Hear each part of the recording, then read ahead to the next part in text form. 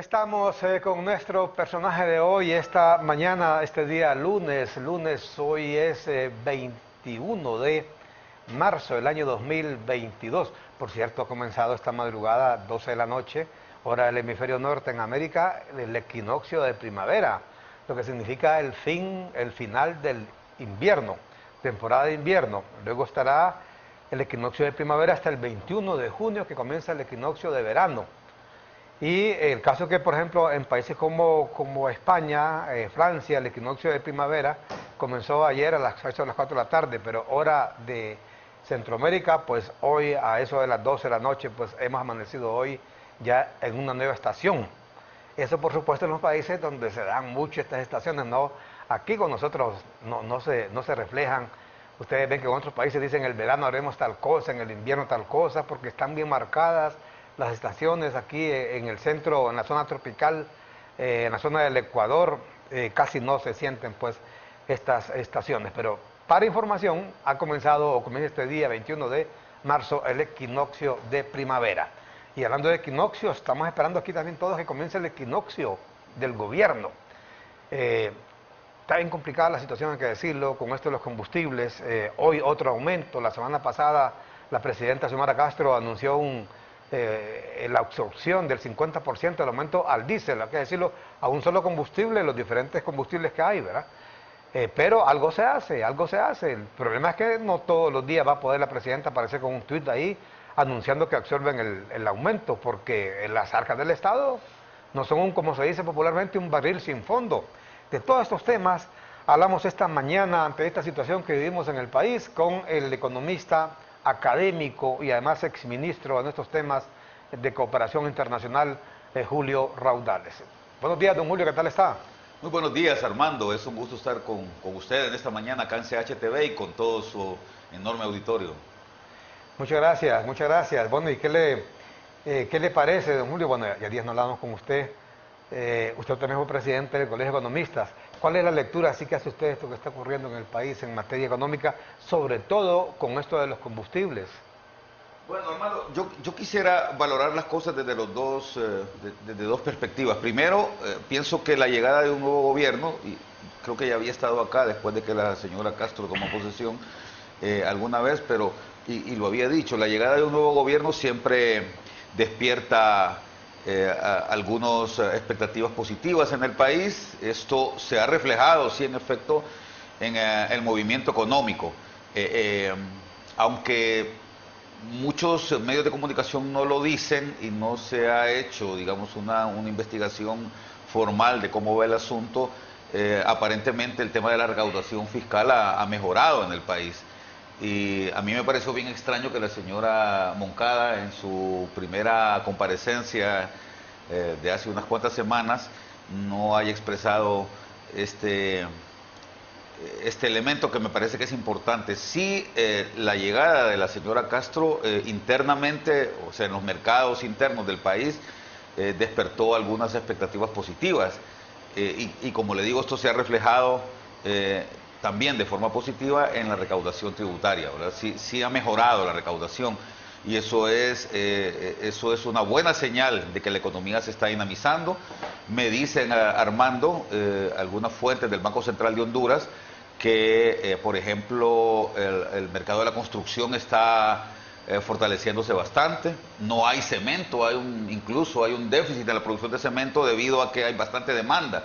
No tanto por problemas de oferta, sino porque más bien las compañías constructoras, sobre todo la construcción de viviendas, ¿verdad?, está aumentando bastante. Entonces, digamos que desde esa perspectiva las cosas están marchando relativamente bien, producto, repito, de los buenos augurios que generó el hecho de que las elecciones hayan transcurrido en forma pacífica, de que los resultados de las mismas elecciones fueron contundentes a favor de la señora Castro y que, digamos, al final existe un cierto optimismo por parte de las personas en general y de los mercados en particular, ¿verdad?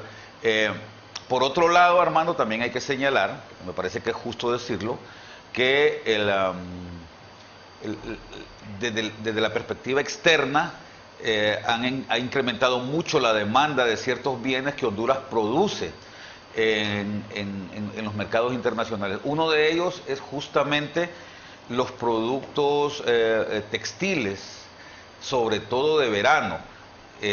La pandemia, como hizo que mucha gente se encerrara en su casa, Armando, y que más personas allá en los Estados Unidos y en el hemisferio norte en general no salgan a trabajar, ¿verdad?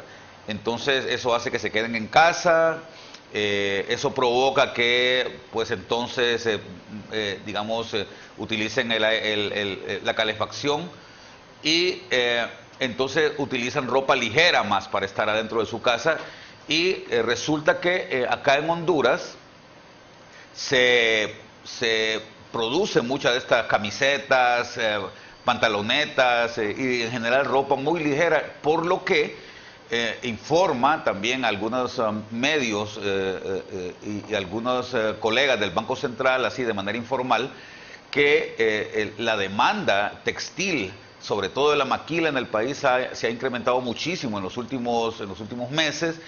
Y esto ha hecho que los pedidos desde los Estados Unidos, sobre todo, hayan incrementado. Entonces, todo esto ha mejorado y ha contribuido con que incluso a paliar un poquito el problema que se ha generado por parte de la balanza comercial. Es decir, si bien es cierto, hemos tenido un incremento en las importaciones debido a la subida del precio del petróleo o de los combustibles, también han subido las demandas por estos productos que se fabrican acá en el país. Entonces, eso es lo positivo. Ahora, ¿qué es lo negativo, Armando? Bueno, por un lado, que se han dicho algunas cosas y se han tomado algunas medidas que también han ralentizado de alguna manera, sobre todo a los mercados internacionales con respecto a Honduras. Uno fue el problema del Congreso Nacional, que se dio a finales del mes de enero y que tardó mucho en resolverse, que tardó casi 3 semanas en resolverse, y esto generó alguna preocupación, sobre todo los tenedores de bonos de Honduras, ¿verdad?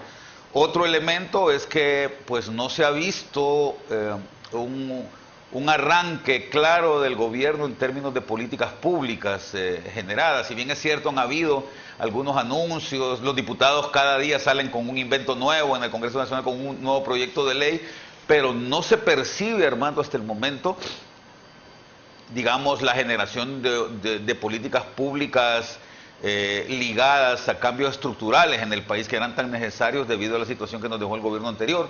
Entonces, todavía se ve que el gobierno tarda un poquito en arrancar, pero bueno, yo entiendo que hay que darle todavía un tiempo prudencial al gobierno para que pueda mostrar cómo va a cumplir con las promesas que se hicieron en la campaña, ¿no? Bueno, esa es la percepción, yo sé que existe, que por lo menos se palpa de que todavía no arranca el gobierno. Efectivamente, lo que se acostumbra, usted lo sabe, Julio Rodríguez, son mínimo 100 días. 100 días son 3 meses, con 10 días se cumplirían allá por mayo. La primera semana de mayo, el 6 de mayo, ¿no? El 6 de mayo, sí. Correcto. Lo que pasa es que también ya viene Semana Santa, la Semana Santa casi que se pierde. Por cierto, a propósito de eso me preocupa, hoy es 10 o 21 de marzo, no hemos visto, así que yo no conozco a la ministra de Turismo, no le he visto aparecer en ningún medio de televisión, ni periódicos, ni nada para hablar de la Semana Santa, porque creo que la ministra de Turismo debería ser el funcionario, en este caso la funcionaria, que más dé la cara con respecto al inicio de la Semana Santa, porque es una fecha en la cual pues hay que aprovechar el turismo interno, sobre todo para despegar la malsana economía, diríamos, que no es culpa, hay que decirlo, Julio, del gobierno actual, o sea, van llegando, también hay que decirlo, pero hombre, también deben tomarse medidas para enfrentar esa crisis. Y uno de ellos es el hecho de generar esos empleos que se generan, que por cierto son temporales en su mayoría, durante la festividad de la Semana Santa, sobre todo en el tema del turismo. No hemos visto que haya aparecido, y el tema es que también hemos hablado con varias gente, y la gente lo que percibe es eso, que todavía no han arrancado en varios campos. Creo también la declaración, me decían, que dio en su momento la ministra de Finanzas, aparentemente causó un impacto bastante negativo, principalmente en los tenedores de bonos, en los intereses que se pagan por estos bonos, porque ella, el retrato que hizo del país es que estamos sencillamente en las latas, ¿no, Julio? Sí, bueno, también por un lado, Armando, creo que es importante recalcar que probablemente este feriado de Semana Santa se ve afectado por este incremento tan fuerte que están teniendo el precio de los carburantes, ¿no? Hay que recordar que los hogares van a primar o van a priorizar pues el ahorro y la compra de bienes y servicios que les permitan vivir más adecuadamente en este verano, y no van a estar tan dispuestos a gastar en salir a pasear. Por otro lado, creo que es importante hacer el llamado a los consumidores, Armando, para que ahorren, ¿no? Para que eviten hacer gastos que luego vayan a generarles problemas en su economía familiar. Entonces, en ese sentido va a ser muy complicado. Yo creo que es importante que más bien el Ministerio de Turismo, si es que existe todavía, no lo tengo muy claro, porque como usted bien dice, yo no he escuchado también que este ministerio se haya pronunciado o esté haciendo algún trabajo. Es muy importante que más bien el llamado sea para fomentar el turismo externo, que es el que al final trae divisas también al país, ¿verdad? Considerando además que hay pocas expectativas con respecto al turismo interno por la situación que se está viviendo, el incremento en el precio de los combustibles, ¿no? Por otro lado, con lo que usted señala, Armando, con respecto a lo que habló doña Rixi Moncada, sí, en efecto, en aquel momento, cuando ella dijo, le pido al ministro de Educación y al ministro de Salud que no me vengan a pedir dinero para contrataciones, prácticamente lo que estaba diciendo es no vamos a priorizar en educación y en salud. Creo que hay que tener mucho cuidado con las cosas que se dicen a veces, porque cuando que lo diga un analista, pues no genera mayores problemas, Armando, pero cuando la ministra de Finanzas dice, le pido al ministro de Educación y al ministro de Salud que no me vengan a buscar para pedirme dinero, ¿verdad?, para contrataciones, lo que está diciendo es no quiero que haya más educación y más salud en el país. Así, por lo menos así se puede interpretar, y eso es complicado, ¿no?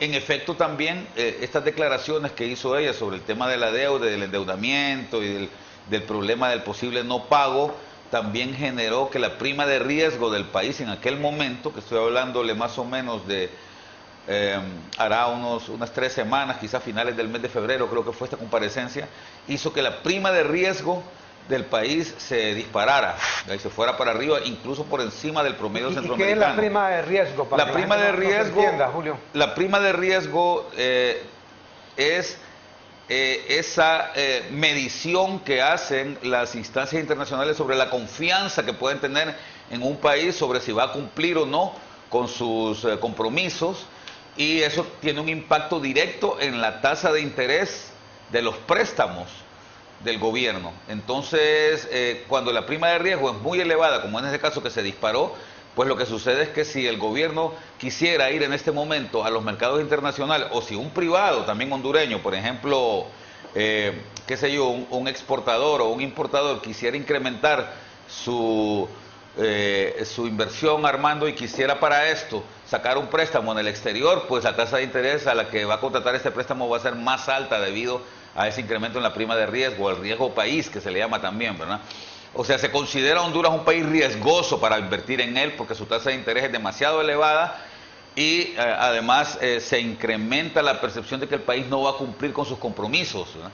Pero hay que decirlo también, Armando, creo que es justo que esta prima de riesgo volvió a normalizarse cuando la ministra de Finanzas, doña Rixi, anunció que se hizo el pago, que se cumplió con los pagos que estaban programados para la semana pasada, y que entonces evidentemente este cumplimiento pues ya vuelve a la normalidad, la percepción de confianza que tiene el país. Eso es lo más importante, Armando, y creo que hay que rescatarlo también. Correcto, bueno, interesante.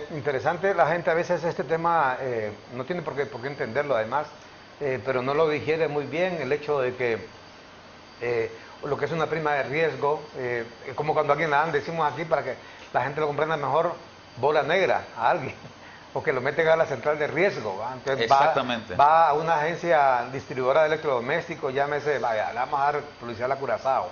A la Curazao dice, no, usted está en la central de riesgo. No le van a dar fiado, ¿no? No le van a dar fiado ahí, aunque solo vaya a sacar un televisorcito, un microwave, cualquier cosita ahí no se la van a dar porque está en la lista negra, se puede decir. Entonces igual ocurre con los países.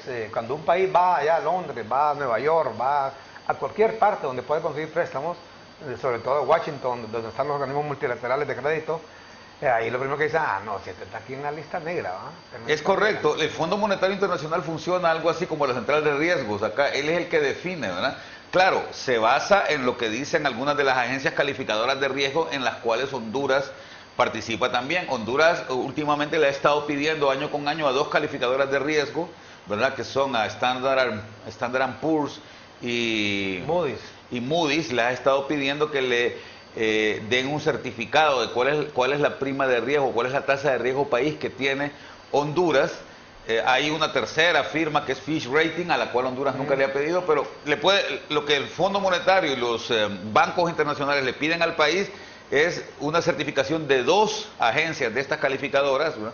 Y Honduras las ha estado pidiendo justamente porque en los últimos años el país se ha estado endeudando vendiendo bonos soberanos, ¿verdad? Que son estos préstamos, estos bonos que vende el país, que son de arriba de $1.000 millones cada uno, y que son los que han estado provocando que el pago del servicio de la deuda, Armando, cada año sea mayor. Este año está ascendiendo a 55.000 millones de lempiras lo que va a tener que pagar Honduras por cuenta de estos bonos soberanos y otros préstamos que ha estado también sacándole al Banco Mundial y al BID, que son los que normalmente se otorgan al país, ¿verdad? Que andan más o menos alrededor de unos 500 millones de dólares entre los dos bancos, o entre los tres bancos andan en unos 600 millones de dólares entre el Banco Centroamericano de Integración Económica, el BID y el Banco Mundial.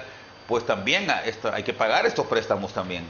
Y esto ha provocado que, Armando, de los 127.000 millones que anunció el gobierno anterior que se iban a recaudar este año, bueno, pues 55.000, estamos hablando, Armando, de más o menos un 45%,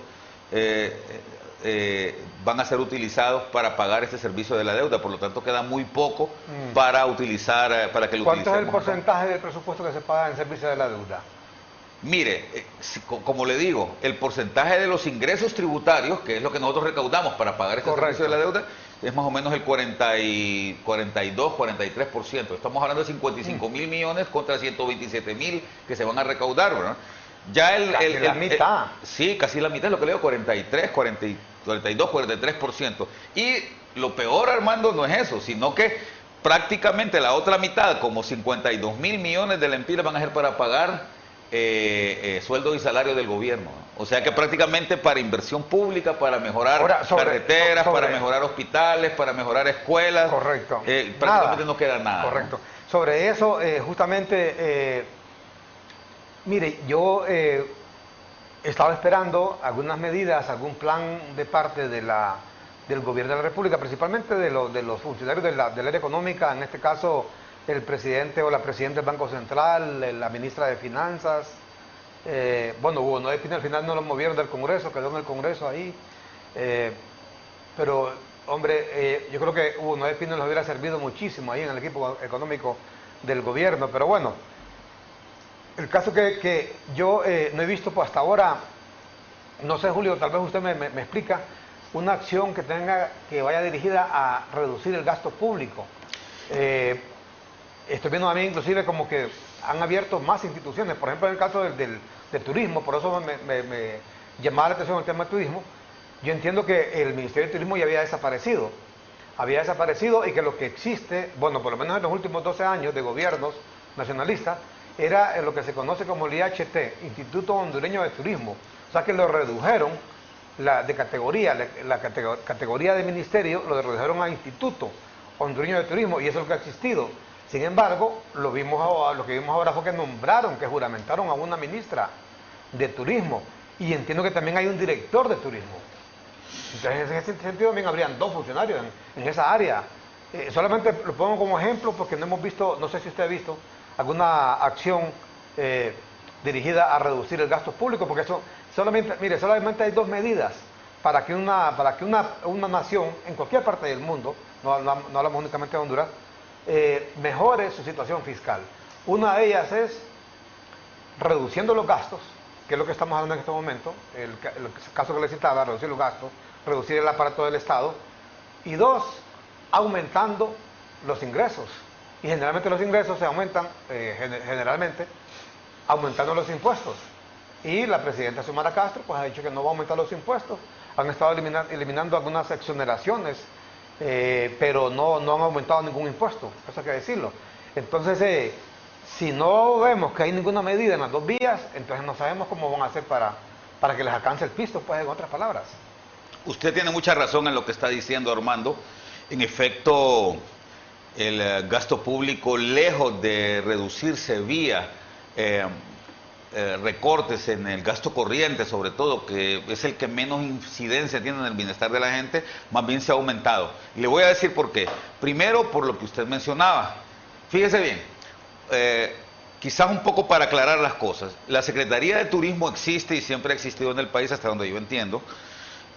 Pero en el año 1990 el gobierno del licenciado Rafael Leonardo Callejas creó el Instituto Hondureño de Turismo, lo cual hizo que esto de crear el instituto se hizo con el fin de facilitar, de que fuera mucho más expedito el trabajo que hiciera y no tuviera que hacerse todos los trámites burocráticos que se hacen cuando se tiene una Secretaría de Estado. Entonces, únicamente lo que sucedió, lo que hizo el licenciado Callejas fue darle al secretario de Turismo o al titular del instituto el carácter de secretario de Estado. Entonces, recuerdo que en aquel tiempo era la señora María Antonieta Guillén de Bográn, que estaba muy joven, por cierto, en 1990, quien fue la primera directora, aunque con rango de secretaria de Estado, del Ministerio de Turismo, ¿verdad? Ahora, ¿qué fue lo que sucedió? Juan Orlando Hernández en su primer gobierno, en el año 2014, en aquel famoso, que le dicen diarrea legislativa, eliminó algunas instancias. Hay que reconocer eso, ¿verdad? Eliminó, por ejemplo, la Secretaría de Cultura, Artes y Deportes y creó una dirección debajo del Ministerio de la Presidencia. Correcto, ¿verdad? sí. Eliminó, si mal no recuerdo, el Instituto Hondureño de la Mujer y creó una dirección en ese tema, ¿verdad? Devaluaron varios ministerios. Con el fin, Armando, de recortar el personal. Ahora, también hay que decir una cosa, no fue coherente el gobierno de Hernández, porque al mismo tiempo que hizo esta reducción o este recorte en secretarías, creó un montón más, creó la Secretaría de Derechos Humanos, sí, creó la Secretaría de Energía, por ejemplo, que no existía antes, sino que estaba adscrita a la Secretaría de Recursos Naturales y Ambiente. Creó una gran cantidad, de tal manera, Armando, que... Usted mencionó un tema, vaya, el de energía. Mire, fíjese que yo no entiendo. Mire, un país como nosotros, hay Ministerio de Energía, está la NE, está la EH, está la CRE. Óigame, estamos hablando de 4 y no sé qué más. Y no sé qué más habrá. Bueno, le voy a dar el número, Armando. Cuando terminó el gobierno de Lobo, había en el país 93 instituciones que dependen del Poder Ejecutivo, o sea, del gobierno central. 93. Sí, cuando terminó el gobierno de Hernández, 8 años después, hay 126. No. Entonces, pero óigame, lejos de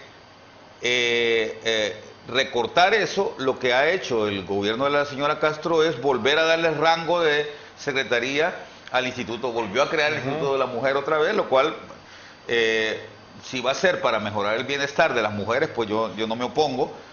Volvió a crear el Ministerio de Cultura, Artes y Deportes, o sea, volvió, y no solo eso, sino que está nombrando de sustitutos a todas estas instancias que había nuevas que había creado el ministerio, que había creado el gobierno de Hernández, es decir, que en ese sentido no ha habido ninguna reversión, ¿verdad? Y evidentemente esto tiene un impacto fuerte en el tema de del gasto corriente del gobierno central. Ahora, ¿qué es lo que alegan? Porque también han habido debates sobre este tema. ¿Qué es lo que alegan las personas que defienden o que han estado justificando lo que hace el gobierno actual?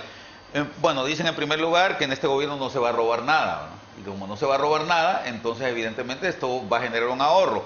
Bueno, si esto se cumple, que ojalá que sea cierto, en efecto sí se va a generar un ahorro importante. Recuerde usted, Armando, que ya la misma embajada americana y el Departamento de Estado decían que se pierden en Honduras aproximadamente unos 58.000 millones de lempiras, que no sé de dónde sacaron esa cifra, también hay que decirlo, ¿verdad? Yo no entiendo de dónde sacaron la cifra esa de 58.000 o 60.000 millones de lempiras, o hablaron más bien de 3.000 millones de dólares, que es más todavía que eso, ¿no?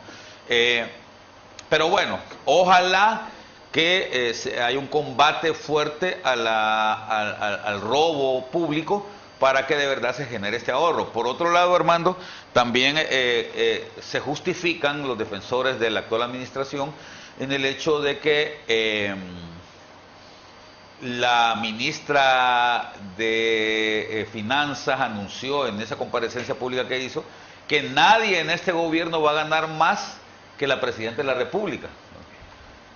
Y creo, si mal no recuerdo, que dijo entonces la ministra de Finanzas que el tope de salarios del gobierno va a ser de 120.000 millones de lempiras, ¿verdad? Nadie en el gobierno va a ganar más de 120.000 millones de lempiras, que es lo que gana la presidente de la República, ¿verdad? Así es que si esto se cumpliera, aquí hay dos cosas, hermano.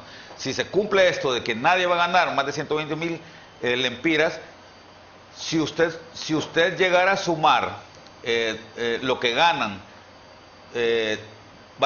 todos los funcionarios públicos que hasta digamos el gobierno de Juan Orlando Hernández habían ganado más de 120.000 millones de lempiras, eso le va a provocar un ahorro aproximadamente de unos 1.500 millones de lempiras, lo cual tampoco es una suma inmensamente grande, ¿verdad?, que le va a ayudar a cubrir el agujero fiscal que se supone dejó el gobierno anterior. Y por otro lado, hasta ahora, Armando, yo no he visto el decreto. No, yo a eso iba porque mire, ese es el problema que estamos hablando. Yo no sé, y en esto debería la presidenta Xiomara Castro, creo yo que debería si no aparecer en una conferencia de prensa, emitir un comunicado, lo que sea, porque se escuchó decir a la ministra de Finanzas, efectivamente, que nadie iba a ganar más que el salario de la presidenta. La presidenta lo que gana son, entendemos, 137.000 y tanto lempiras. Una cosa así, sí. Algo así va. Con las deducciones, dijo, con las deducciones le quedan como 90.000, sí, una cosa así. Ajá, pero lo que estamos viendo, justamente la semana pasada damos un informe acá que el presidente de Banprovi, Edwin Araque, que le está cobrando lo que le pagan ahí, que son como, que ven, son más de 300.000 lempiras. Estamos hablando casi que el triple del salario de la presidenta. Y el presidente del Banco Central anda como en 280. Lo mismo está pasando con el presidente del Banco Central. Y los cinco directores, 5 directores del Banco Central que no sabemos por qué. Mire, yo a eso me refiero. Cuando yo escucho hablar, por ejemplo, Julio Raudales, del tema de la refundación, a mí me gustaría que comenzaran refundando a Honduras con ese tipo de temas. ¿Cómo cree usted Honduras es un país tan pobre a cuenta de que tenemos, hombre? Y esa crítica va, obviamente, lo hemos hecho con todos los gobiernos. Desde la época de Callejas, desde la época de Ascona, de Sasso Córdoba, creo. ¿Por qué un país tan pobre como nosotros tiene que tener ese montón de directores en el Banco Central? ¿Qué hacen esos directores, Julio? ¿Usted que es economista? Bueno, mire, se justifica el hecho de que haya un directorio en el Banco Central porque es muy importante que las decisiones en este organismo, Armando, que es el que define la política monetaria y cambiar en el país, sean colegiadas. El único problema que yo le veo a esto es que, mire, por ejemplo, yo conozco el caso de Chile, ¿verdad? Muy bien. El Banco Central de Chile tiene 10 directores. Tiene un directorio con 10 directores y en efecto todos ellos ganan muy buen dinero, ¿eh? O sea, no ganan 350.000 lempiras, ganan más que eso. Pero los requisitos, Armando, para ser director en el Banco Central de Chile son muy fuertes. Tienen que ser realmente sabios en ese tema porque quizás no se le ha prestado la atención adecuada. O sea, que no son activistas de los partidos. El tema, Armando, de la política monetaria en el país es sumamente delicada. Y si se maneja mal, puede tener unas consecuencias desastrosas para el nivel de vida de la gente en el país, como está sucediendo, por ejemplo, en Argentina. Mire, en Argentina, Armando, tienen una inflación de arriba del 60%. La devaluación del peso argentino ha andado alrededor de 600% en los últimos 5 años, ¿no? Entonces, si no se toman decisiones, esto puede tener un impacto muy fuerte en su vida. Imagínese usted, Armando, que de repente la empira pasara de costar 24 por $1 a 75 por $1, como sucede en el caso de Argentina, ¿no? Entonces, es muy delicado esto, porque tiene un impacto fuerte en su vida. Eso es lo peor que le puede pasar. Exactamente, o que una inflación, imagínese, claro, que algo que, vaya, digamos una libra de carne que a usted ahorita le cuesta qué sé yo, 80 lempiras, ¿no? Una libra de carne molida que a usted le cuesta 80 lempiras, para finales de este año estuviera costando 200 lempiras, ¿verdad? O sería terrible para el país, ¿verdad? No, Entonces, y le cuento, mire, el impacto en la canasta básica es que, mire, cuando los combustibles suben, Julio, sube todo. sí. Fíjese que yo de años acostumbro, yo soy el que voy al supermercado siempre, ya de unos 25, 30 años, me relaja para andar al supermercado ahí, o al mercado de vez en cuando, al mayoreo, y mire, cómo uno siente el golpe, y me contaba un amigo ayer, óigame, hasta cosas como esta, que lleva a lavar el carro, sabe que lo que estaba pagando es 150 lempiras por lavar un carro, ya ayer le subieron, ¿sabe cuánto? 100 lempiras, Sí. 250 Sí, cuesta ahora. y estas cosas, Armando, Óigame, tienen 100 lempiras, tienen un ¿saben qué? impacto Sí, fuerte en hombre. la vida. O imagínese que la colegiatura de sus hijos pasara de costar 1.500 lempiras en una escuela privada, que usted con gran sacrificio lo hace, ¿verdad? Para que sus hijos se eduquen bien, de 1.500 lempiras que le pasara a 3.000 el otro año, ¿verdad? Sería una cosa terrible. Entonces hay que tener mucho cuidado con estos temas monetarios, y por eso yo justifico que al Banco Central vaya gente muy especializada y con gran experiencia. Pero imagínense qué es lo que ha pasado aquí. La hija del anterior presidente del Congreso Nacional, que era una abogada recién graduada, entiendo que era abogada, no sé qué profesión tenía, recién graduada, la ponen de directora solo para que ganara esa barbaridad de dinero, ¿verdad? En vez de poner gente con capacidad, ¿no? Y ahora, por ejemplo, lo que se hizo en el gobierno anterior, poner a la señora ex directora del Servicio de Administración de Rentas, que qué experiencia puede tener ella en política monetaria también, si es una abogada, ¿verdad? Y no tiene... Óigame, y Miriam Guzmán estuvo los 12 años del gobierno nacionalista. No, estuvo... No, estuvo con Pepe Lobo. Estuvo el último año de Pepe Lobo nada más, porque acuérdese que antes había formado parte de la comisión interventora de la Fiscalía y de algunas otras cosas. Bueno, pero ¿quién lo nombró en la comisión interventora de la Fiscalía? Juan Orlando, Sí. que era presidente del Congreso Nacional. O sea, él la nombró Juan Orlando en esa comisión, o sea, que también me refiero, o sea, que tenía chamba del Estado, pues. Es correcto, sí, sí, sí, bueno, eso sí, pero ella estuvo... Porque no creo que estuvo ad honorem en esa junta interventora. Sí, estuvo ¿O estaría ad honorem ahí? No, creo que no. Ah. Estuvo más o menos unos 9 años en el SAR, ¿verdad? Que ella fue la que fundó el SAR, ¿verdad? Bueno, pero Armando, volviendo otra vez al tema, no se ha visto el decreto legislativo que diga que nadie puede ganar más que la presidente de la Sí. República, ¿verdad? No se ha visto ningún... Esto tiene que requerir un mandato. Además, vale la pena recordar, Armando, que esta ha sido la cantaleta de todos los nuevos gobiernos, y usted lo sabe mejor que yo, ¿verdad? Yo creo que desde tiempos de Calleja, ¿verdad? Siempre se ha dicho prohibido los carros de lujo, que prohibido los viáticos, que prohibidos Bueno, ya me acordó usted, fíjate, me acuerdo que el gobierno de Maduro, ¿sabe qué pasó con el gobierno de Maduro inclusive? Con ese tema del ahorro, todo el mundo llega fanfarroneando con el ahorro, ¿va? En todo, y no solamente aquí, mire, es como cuando usted escucha el discurso de toma de posesión. Estamos hablando, ojo, en todos los gobiernos, de los diferentes colores y en todo el mundo, así la gente, todo el que llega, Julio, no sirve nada el que se fue. Y usted lo ve inclusive en Estados Unidos, ahorita que llegó Biden, todo lo que habló Biden, o sea, todo lo que hizo Donald Trump, nada servía, ¿va? Qué hombre más inútil, se dejó el país más rico del mundo lo dejó, pero en las latas, ¿va? Según ese discurso de Biden. Y él va a cambiar el mundo, ¿va? Él va a cambiar Estados Unidos, va a cambiar el mundo. Vaya, mírelo cómo está ahora. Tiene una impopularidad pero además terrible, una ¿va? percepción Y una negativa que tiene. Pero percepción terrible, negativa, sí. Y la inflación anda por las nubes, ¿verdad? Pero bueno, fíjense que Maduro, cuando llegó Maduro, ¿sabe con qué comenzaron? Y justamente en Semana Santa, una de las primeras acciones que marcó ese gobierno, uno de esos funcionarios iba de picnic en Semana Santa, a ¿cómo se llama? A pasar, ¿cómo se llama? A las playas allá. Y no lo han agarrado que iba en un carro del Estado. Y entonces, para demostrar que había austeridad en el gobierno, nadie iba a andar con carros del Estado, que no sé qué, no sé cuánto, ¿va? Y sabe que de casualidad iba hasta el perro, hasta el perrito de la casa. Nosotros publicamos, hasta con el perro de la casa iba, ¿cómo se llama el funcionario? Despedido. ¿Ah? Ajá, pero ¿qué es lo que decía Julio también? Que lo que hacen con una mano, lo hacen con la otra, porque en ese caso demostraron que iba a ser un gobierno austero, ¿no? Aunque de verdad, sí que el gobierno de Maduro es austero en muchas cosas. Pero bueno, en otras cosas meten las de andar, como se dice. Las de andar. Entonces, en este caso, si de verdad ningún funcionario, sea presidente del Banco Central, presidente de Banprovi, presidente o miembro del directorio del Banco Central, ¿quiénes más son los que ganan un salario Bueno, esa misma gente la cree, como Bueno, son reguladores de energía yo no sé, eléctrica. Armando, si se va a poder, por ejemplo, el caso de los magistrados de la Corte Suprema de Justicia, que También. ganan arriba el fiscal general de la República. Todos ¿verdad? deben bajar el salario. Deben emitir un decreto formal, porque esas palabras que emitió la ministra de Finanzas, eso se lo llevó al viento. Como usted bien Sí. dice, eso tiene que ser un decreto legislativo porque la Presidenta de la República no tiene el alcance. Ella no puede definir cuál va a ser el salario del presidente del Banco Central ni del directorio. No puede decir también cuál va a ser el sueldo del presidente de Banprovi y de todos sus consejeros, porque son instituciones descentralizadas Es correcto. que tienen autonomía en el uso de sus recursos, y entonces no es que no va a ser la Presidenta con un PCM o con una notificación quien le va a bajar el salario. Es necesario un decreto legislativo que prohíba a los magistrados de la Corte Suprema de Justicia, que también ganan arriba de los 200.000 empiras cada uno, ¿verdad?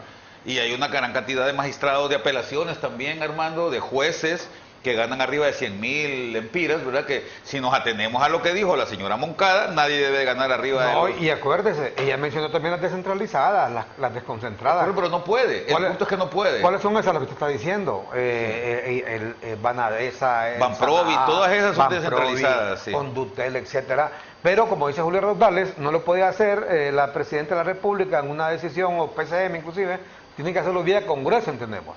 Entonces, hacerle la petición al Congreso, señores, por este medio, el Poder Ejecutivo a través de la Presidenta está pidiéndoles que emitan un decreto ahí prohibiendo que ningún funcionario puede ganar más que lo que gana la Presidenta. Punto. Pero recuerde Si usted, Congreso Armando, la que ya aprueba, sucedió. eso va a ser, ¿ah? Que no recuerdo quién, creo que fue Beatriz, ¿verdad? O alguien que pidió en el Congreso Nacional que se rebajara Los el salario de los salarios, Beatriz diputados. Valle. No se oye. Y no hubo ninguna respuesta, ¿verdad? Como no, si hubo respuesta, casi la linchan, hombre. Casi la linchan. Y la misma gente es libre, ¿sabes? ¡Ey, vos! Y comenzaron a insultarla, ¿qué no le dijeron ahí? Bueno, le tiraron hasta agua, le cuento. Sí. Entonces... ¿Sabe qué me acordé yo? Miren, como que esas redes son bien especiales, ¿verdad? Para hacer sus cosas. Andaba un video ahí, español, por cierto, que le dan las palabras al diputado, que va a leer las peticiones que hace la ciudadanía.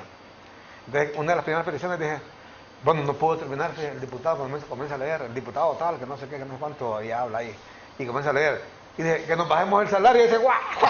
Comienza a reírse, va. Y bueno, y después lee la segunda petición, dice, y dice, de los diputados, que reduzcamos el número de diputados. Así les pasó a estos cuando leyeron, cuando Beatriz Valle propuso que se le bajara el número del salario. ¿Cuándo? Mire, una cuestión es bonita estar hablando. Fíjese, vaya, ya lo mencionaba alguien. Mire, Harry Dixon haya pasado toda la vida hablando de la corrupción y ahí sigue hablando de la corrupción, ¿va? Ese es el tema porque eso es lo que vende. Yo les decía a Julio que en el gobierno anterior, inclusive, sacaron hasta un eslogan. No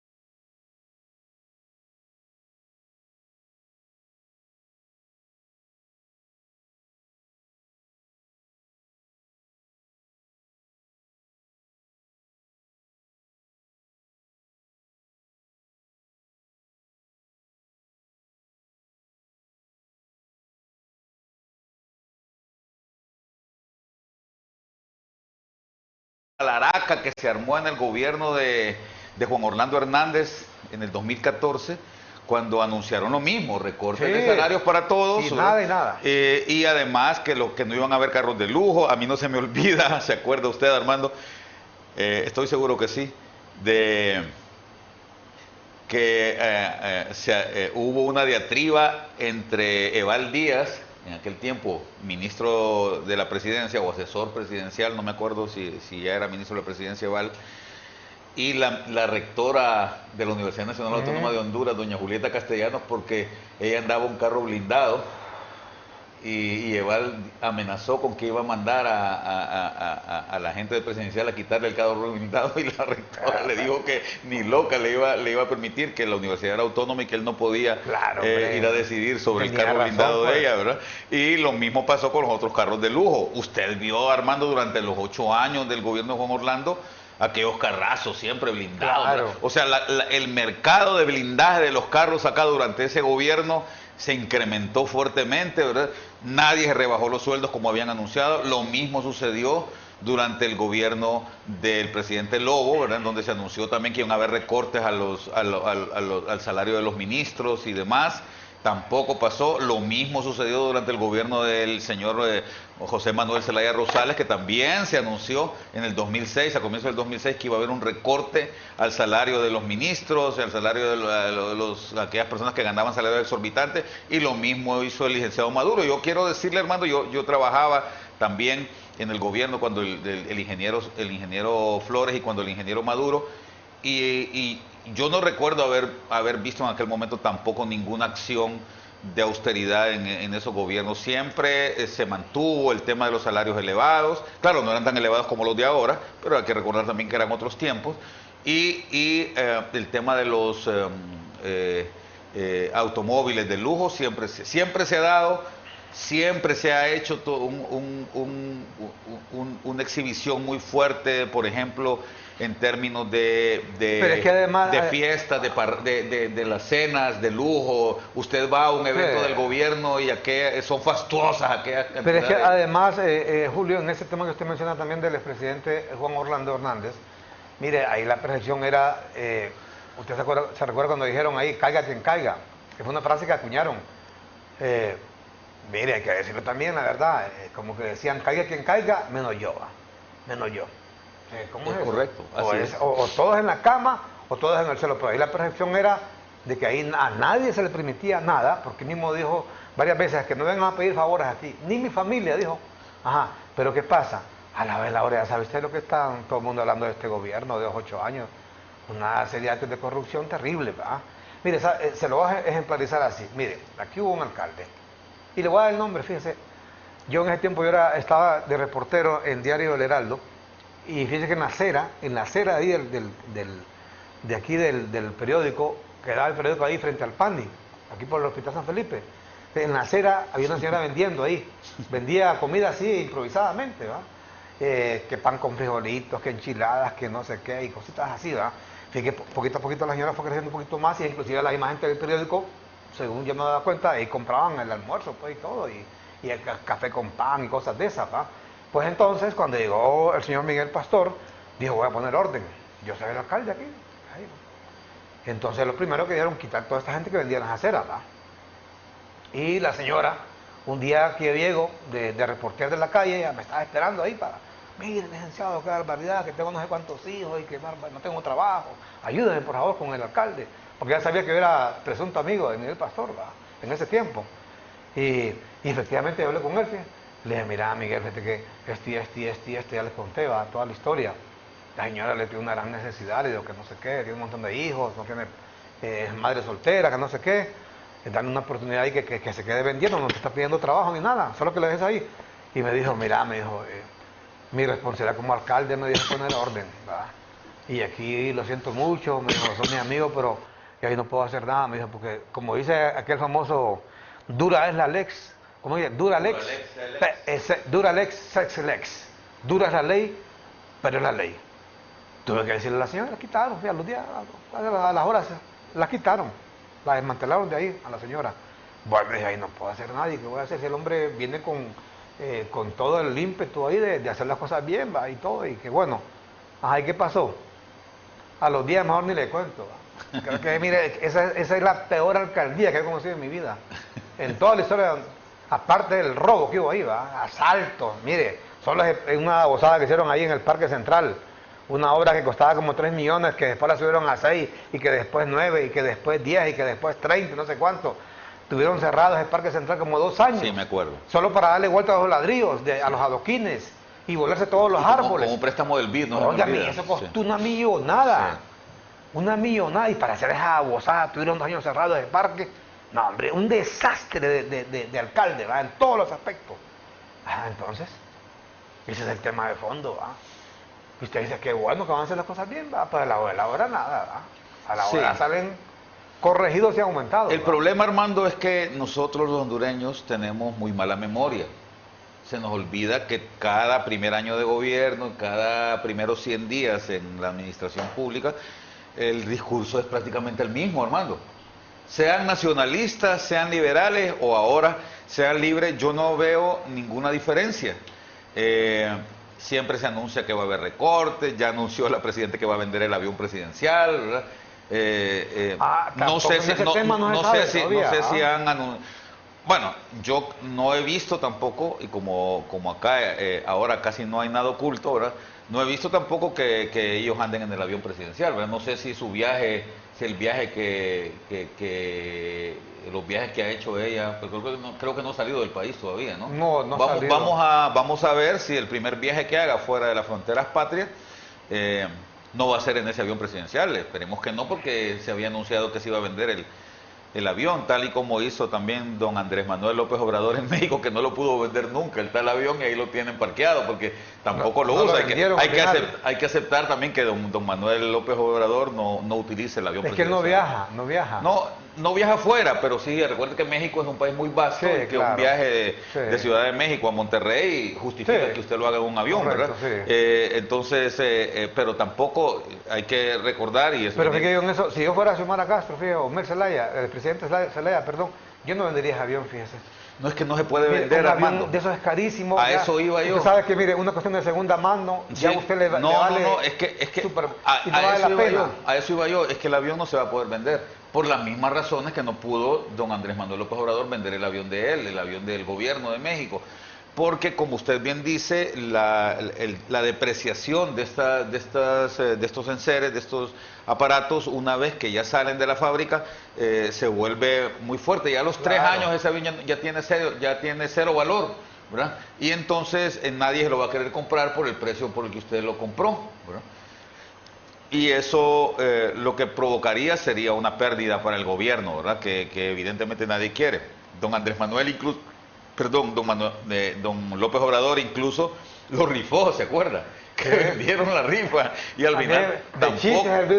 todo eso del avión ahí en México. Tampoco se hizo. Entonces, pero yo creo que volviendo al tema toral, Armando, sí es muy importante resaltar que todavía no se ve ninguna propuesta de cambios estructurales, sobre todo en el tema fiscal, ¿verdad? Que es muy importante. La ministra Moncada de Arias anunció que se iba a hacer a rehacer el presupuesto de ingresos y egresos del país. Bueno, yo supongo que van a presentar muy pronto el anteproyecto de presupuesto al Congreso Nacional para que se apruebe antes de los 100 días. Eso fue lo que la ministra anunció. Y bueno, eso sería un primer paso, pero más allá de eso, Armando, es crucial que se definan cambios estructurales en el presupuesto. Más que en el presupuesto, en la política fiscal del país. Pero ¿eso qué implica? Lo que usted decía. Implica un cambio estructural en el tema tributario, ¿verdad? Y un cambio, una reingeniería en el sector público. La pregunta es, si ya se nombró ministro de Energía, ministra de Cultura, van a tener ahora las agallas políticas para decir, mire, vamos a cerrar este ministerio, o vamos a reelaborar los requisitos para acceder a un cargo en el Ejecutivo, o vamos a hacer estos cambios en el servicio civil del país. Bueno, eso sería lo que podríamos esperar para lograr que el servicio público se reestructure y tenga una mayor eficiencia. Ojalá que se dé, Armando, porque de no ser así, la espiral de crecimiento en el gasto público, sobre todo en el gasto corriente, va a seguir siendo muy elevada, hay que reconocer, Armando, que antes del 2020 por lo menos se había logrado que el déficit primario del gobierno central fuera positivo. Perdón, que el resultado primario, es decir, ingresos totales menos gasto corriente fuera positivo, porque en los últimos años, hasta el 2016 más o menos, siempre que usted le restaba los ingresos corrientes, ¿verdad? O sea, sueldos y salarios, más gastos en servicios públicos, de la administración pública, eran mayores que los ingresos tributarios, por lo tanto salía negativo.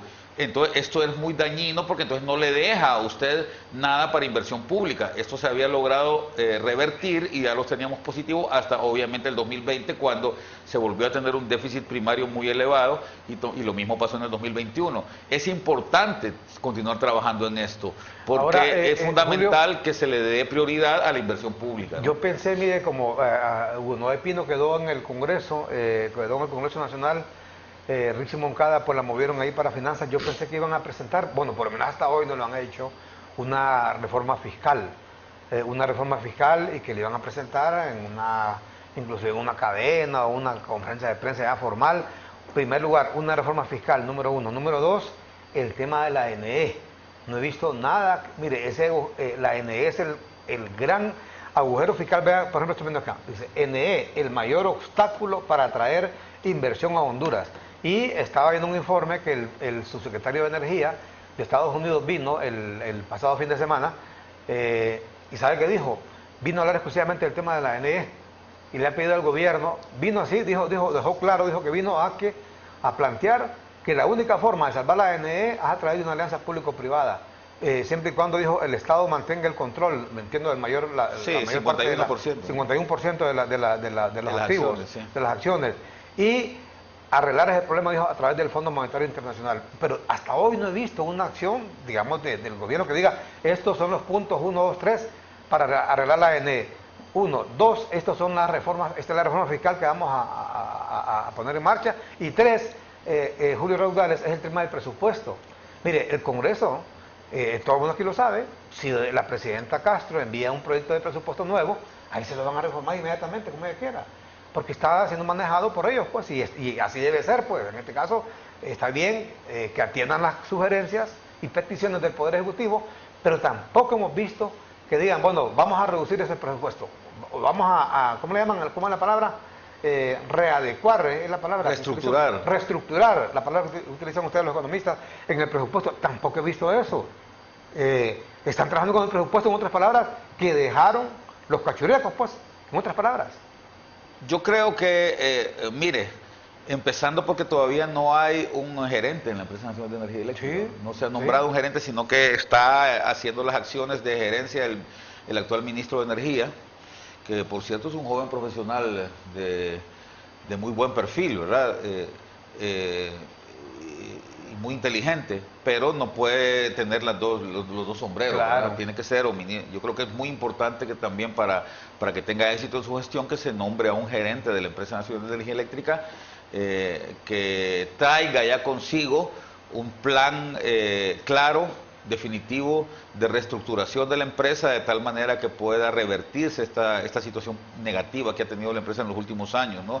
Bueno, en los últimos 30 años, Armando, porque este asunto no es nuevo, ¿no?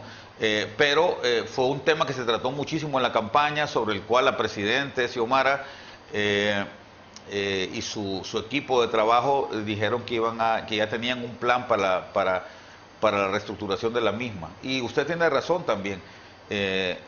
Desde el grupo promotor de diálogo fiscal, en donde habemos un grupo de economistas, estamos promoviendo ya que en el país se arranque con este tema de una reestructuración en la política fiscal del país, que implique una captación de ingresos más efectiva, que no afecte a la gente más pobre, y donde también la política de gasto sea mucho más eficiente, Armando, porque repito, es una gran preocupación que el gasto corriente, es decir, el gasto en sueldos y salarios, en pago de viáticos, de servicios y todo lo demás, sea tan elevado y esté creciendo tan desmesuradamente como lo ha venido haciendo en los últimos años, ¿no? Así es que hay que revertir esto, hay que también trabajar mucho en el tema del endeudamiento público, Armando. La deuda se está convirtiendo también ya en un problema muy grande en el país. Hay que recordar que a finales del siglo pasado se dio un proceso de condonación de la deuda que se logró culminar en el año 2005 y que el presidente Zelaya justamente arrancó su administración prácticamente con cero endeudamiento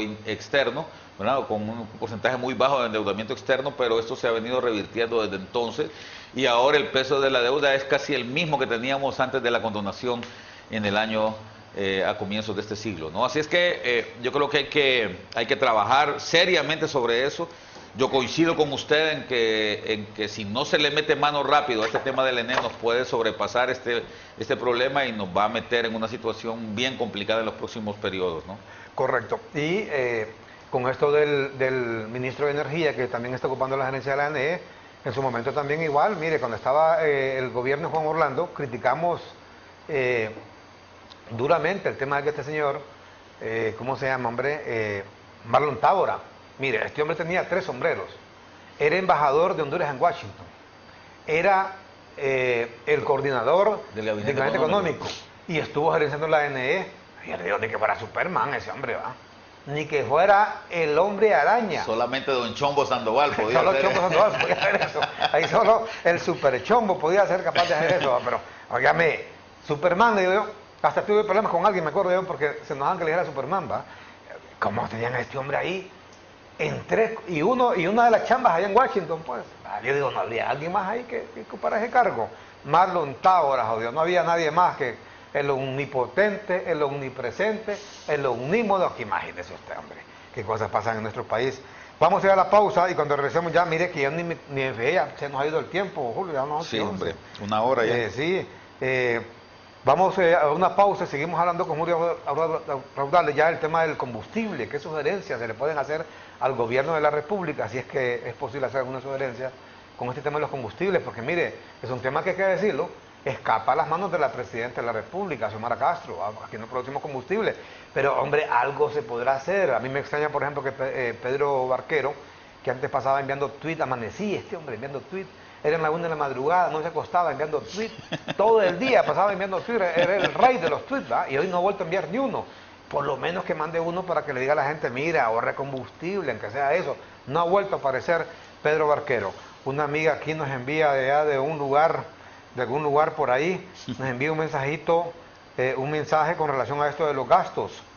Duralex Equilec dice, el problema, dice, no son los altos salarios, sino postcomplementos que se reparten a discreción, bonos, los bonos que se dan incluido a no ministros, gasto, por ejemplo, de complejidad a un grupito selecto de diplomáticos de hasta 4.000 euros, no liquidables, administración cachureca, dice, esto fue en los gobiernos cachurecos, la bajada de sueldos quedará en demagogia si no se suprimen esos beneficios opacos repartidos a discreción, porque es cierto, bajo, mira, muchas veces le pagan un salario a un ministro y bajo le pasan.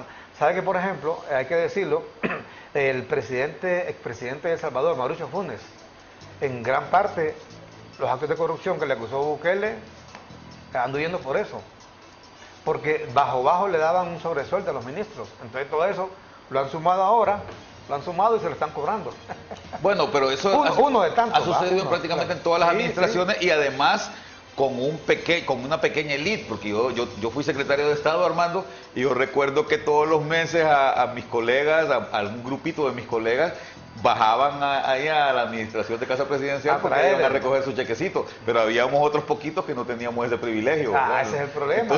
Entonces, pero sí eran sobresueldos de hasta 30, 40.000 empiras mensuales, y como bien dice la televidente, en el servicio exterior eso es peor, ¿verdad? Eso es realmente da escalofríos ver cómo se sirven con la cuchara grande esta gran cantidad de embajadores. Sobre todo a los hijos o parientes de los diputados, ¿va? De políticos. Me decía a mí un ex canciller, Armando, a propósito que solo en el servicio exterior en los Estados Unidos, donde hay 14 consulados, más la embajada, más las 3 embajadas que hay allá en los Estados Unidos, la embajada en OEA, la embajada en Naciones Unidas y la embajada en Washington, hay más o menos unos 200 40 empleados, de los cuales la mitad no habla inglés. Imagínense, entonces son empleados en consulados norteamericanos y en embajadas allá en los Estados Unidos y no hablan inglés, ¿no? Qué barbaridad, vieja. Mire, son las cosas, mire, por ejemplo, a mí me decían que en el consulado, en un tiempo, en el consulado de Honduras en Miami, óigame, ¿sabe cuántos empleados llevo a ver ahí? Es que este es un crimen, hombre. Yo no recuerdo exactamente si me dijeron que eran 53 o 63. Fíjense que hacían 2 jornadas, unos iban por la mañana y otros por la tarde. Y había que andar de espaldas, dice ahí, porque usted ahí no cabía la gente, pues. Yo me enteré de eso por la embajada hondureña en España, que habían como 40 empleados y que tenían que ir en 2 jornadas porque no cabían en la sede pequeña que tiene la embajada allá en Madrid. Barbaridad, ¿no? Dios mío. Mire, un país tan pobre como nosotros, dilapidando sus recursos en tener toda esta gente ahí, en esos cargos, sin hacer nada. No, hombre, no es posible. Sencillamente no es posible. Vamos a la pausa y cuando regresemos hablamos con Julio Raudales del tema meramente de los combustibles. Vamos a la pausa. Bueno, aquí me informa antes, Juan Flores, presidente de la comisión, de la Fundación 15 de septiembre en Miami, en Estados Unidos, que ha llegado el diputado allá, Osman Chávez, y los ha acompañado a una visita al consulado. Se ha dado cuenta del desastre, hablando justamente de consulados, que se encuentra el consulado de Honduras en Miami. Lástima las cosas. Ojalá que el nuevo gobierno, pues, el nuevo canciller también solvente todos estos problemas. Vamos a la pausa con Ban Rural. Decidite ya, haz crecer tu negocio con Ban Rural. Estamos de regreso esta mañana aquí en el personaje de hoy, en CHTV, este día lunes, inicio de la primavera. Bueno, en los países decimos, donde se sienten las estaciones, pero aquí a veces primavera, no primavera, que no me acuerdo, cae una gran tormenta, ¿va? Cae una gran tormenta y a veces en invierno nada que llueve, ¿va? Pero allá entre más al norte va usted, más se sienten las estaciones. Igual, entre más al sur va, pero nada más que ya hablamos ya del hemisferio austral. En el hemisferio austral es al revés, por ejemplo. El solsticio de otoño. Exactamente. Perdón, sí, el equinoccio de otoño. De otoño, el solsticio de junio. Exactamente, el de primavera es el 21 de septiembre, allá en el sur, así es, en los países del sur. Sí, es que son dos elementos, el equinoccio, ¿verdad? Que es el momento en que son los 2 momentos en el año en donde la noche tiene el mismo tamaño en tiempo que el día, ¿verdad? En este momento comienza 12 horas y 12 horas en determinados lugares, por supuesto, no aquí.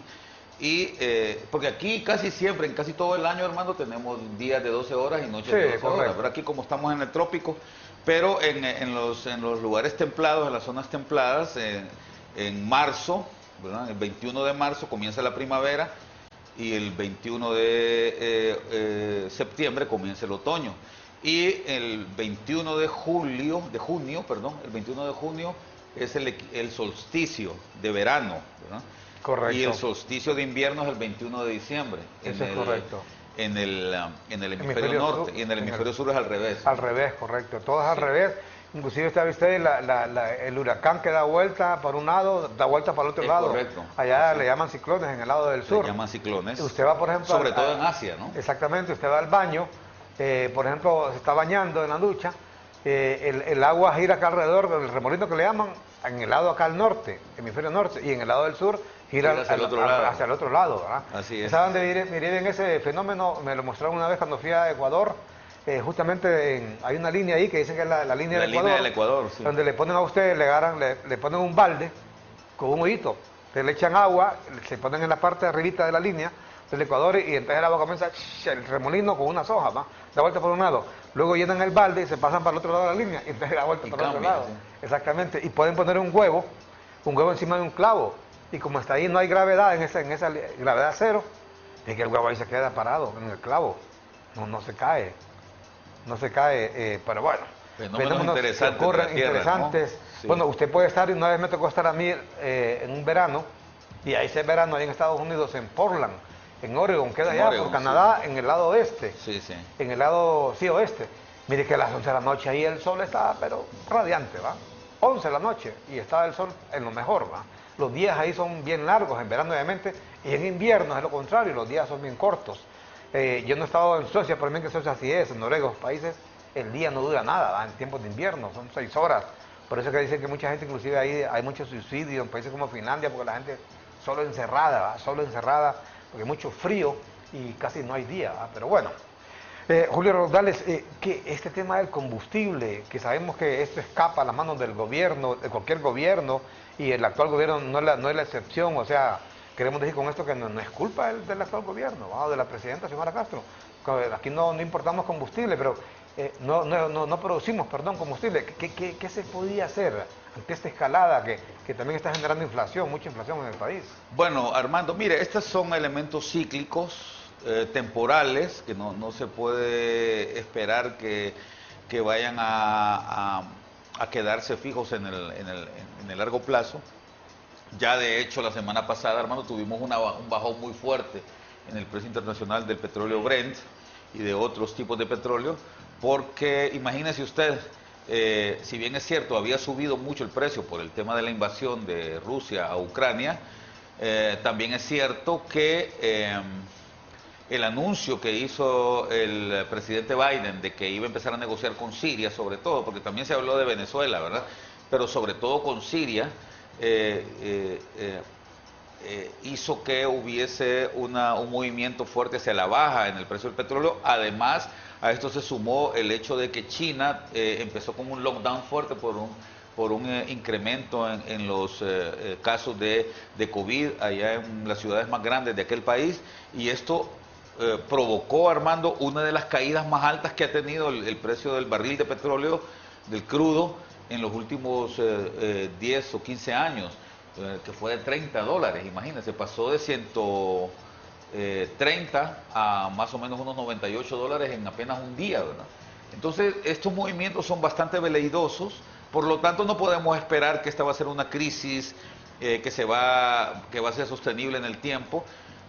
Sin embargo, es indispensable, hermano, ante crisis temporales de este tipo, la única medida que cabe es el ahorro. Si usted antes gastaba 10 galones de combustible a la semana, trate de reducir su consumo por lo menos en un 20%, ¿verdad? Por lo menos redúzcalo a 8 galones. Si usted gastaba 5 galones de combustible en su auto a la semana, pues ahora trate de reducirlo a 4, ¿verdad? ¿Para qué?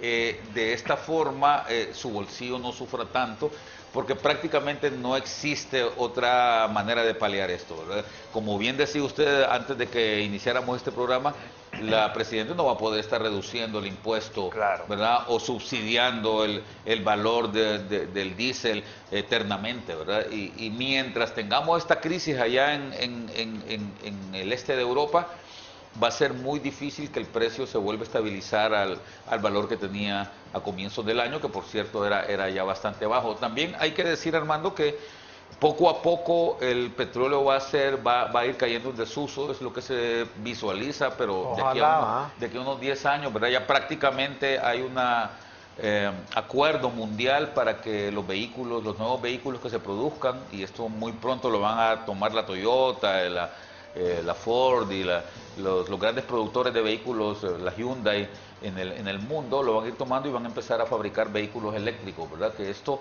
definitivamente va a hacer que el valor del petróleo pues tenga una caída ya permanente y no solamente temporales como se han dado hasta ahora, ¿no? Pero evidentemente esto va a suceder en el largo plazo, eso es lo que se visualiza en los mercados. Mientras tanto, llegamos a ese punto, es importante que tengamos conciencia y que tratemos de ahorrar combustible. Yo sé que aquí en Honduras hay mucho vehículo viejo, el parque vehicular acá en el país es de segunda mano prácticamente. Imagínese usted, Armando, que de acuerdo a las cifras que publica el Banco Central, apenas el 20% del parque vehicular en Honduras fue comprado acá en las agencias que distribuyen vehículos. El 80% de los carros que se compran acá en Honduras vienen del extranjero, vienen de Estados Unidos, que los traen allá en esos barcos, ¿verdad?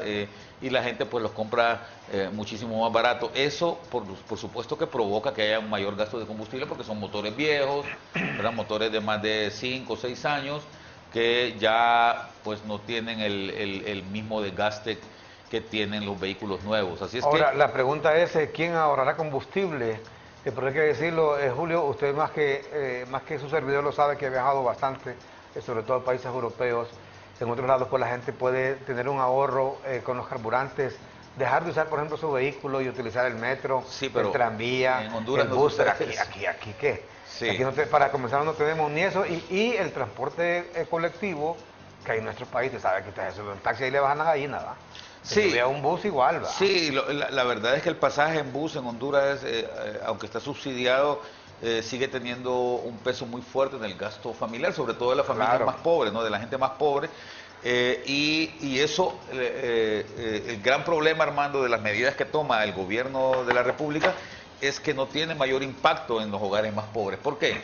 Es cierto que la presidente Xiomara Castro le bajó 10 lempiras al impuesto de la gasolina. Por ejemplo, la gasolina super antes pagaba 34 lempiras.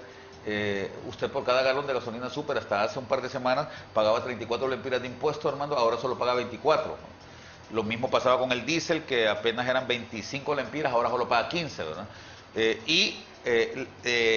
Pero ¿qué sucede, Armando? Si bien es cierto, esto palió un poco el precio de los combustibles, además del subsidio que aprobó la presidenta la semana pasada al diésel, ¿verdad? Porque ya este es un subsidio que implica un gasto adicional por parte del gobierno central al consumo del diésel. El problema, Armando, es que esto no se visualiza en el precio del transporte. El transporte público sigue costando exactamente lo mismo. Un taxi no le va a rebajar a usted ni un centavo por el hecho de que le hayan bajado el precio del combustible, ¿verdad? Lo mismo pasa en el caso del diésel. El bus interurbano o el bus intraurbano, bueno, las rutas estas de Luarque Kennedy o ya se me olvidó cuáles son las rutas de acá, ¿verdad? Yo me acuerdo que antes en mi colonia era Retiro Alameda, ¿verdad? Pero ahora ya no existe eso. Pero digamos, esos pasajes tampoco es que se reducen, Armando, por el hecho de que el gobierno haya aprobado una reducción al impuesto. Entonces, Ahora, hay un tema con esto de los combustibles, Julio Rosales, que mire, por ejemplo, si se diera lo que usted dice, que esto es una cuestión temporal y los combustibles bajaran, ¿sabe cuál es el problema? Que después nada va a bajar. Fíjate, por ejemplo, las burritas.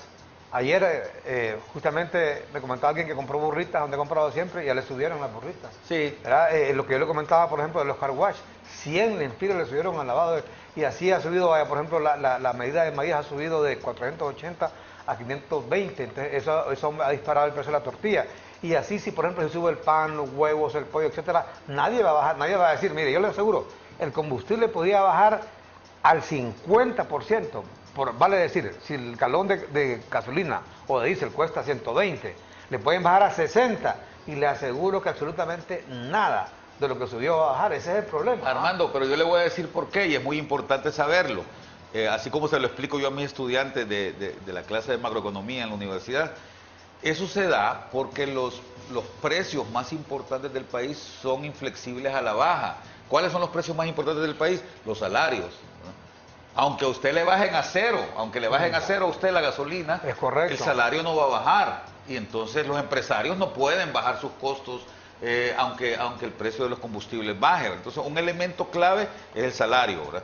El otro elemento clave es que, como bien le dije al comienzo, ya se percibe que este incremento en el precio de los combustibles es temporal, ¿verdad? Me refiero a nivel internacional, ¿verdad?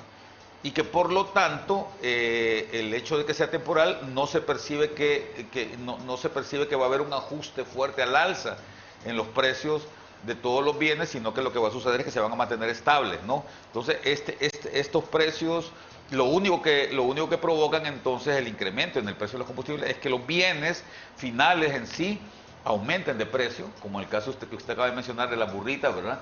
El caso de la libra de frijoles, ¿verdad? El caso de, digamos, el valor del car wash, ¿verdad? Eso es lo que aumenta. Pero los salarios siguen siendo inflexibles a la baja ¿verdad? El valor del transporte urbano, del transporte interurbano sigue inflexible a la baja, más bien sube, y entonces eso es lo que provoca esta espiral inflacionaria que ya se está visibilizando acá en el país. Bueno, lástima porque realmente el peor impuesto que puede sufrir un pueblo en cualquier parte del mundo, ya Julio Rondales explicaba el caso de Argentina, es la inflación. El otro es la devaluación, la pérdida del poder adquisitivo de la moneda. Eso es terrible, sobre todo porque la mayor parte de la población en cualquier país, no creo que haya algún país que no, es la población asalariada, Julio. Es correcto. Que tiene un salario, un Y salario son fijo. inflexibles, ¿verdad? No se lo van a bajar el salario a usted ni se lo van a subir tampoco, ¿verdad? Mire, es terrible eso de la inflación, mire, y con esto de la deuda, porque también hay que decirle, Julio, a la gente que se asusta por la deuda de Honduras, y ahorita entiendo que es del 60% del Producto Interno Bruto, 59%, ¿de cuánto está? Por ahí anda, sí, sí, sí. Pero hay que decirle que hay países que tienen inclusive hasta el 300% Sí. del Producto Interno Bruto. Claro, pero eso, son países ricos. Eso se da más en los países ricos que en los países pobres, ¿verdad? Porque son países muy productivos y entonces tienen mucha capacidad de endeudarse, ¿no? Es que, claro. no, mire, eso de la medición de la deuda con respecto al Producto Interno Bruto no es una medida que yo considero muy consecuente con el bienestar, con la medición del bienestar del país, ¿verdad? Por lo que le estaba explicando.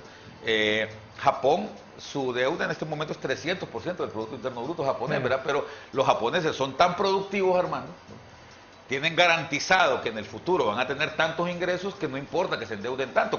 Mire, si usted tuviera, Armando, un salario de 500,000 empiras al mes, claro, usted se podría comprar una finca allá en el Bajo Aguán y ponerla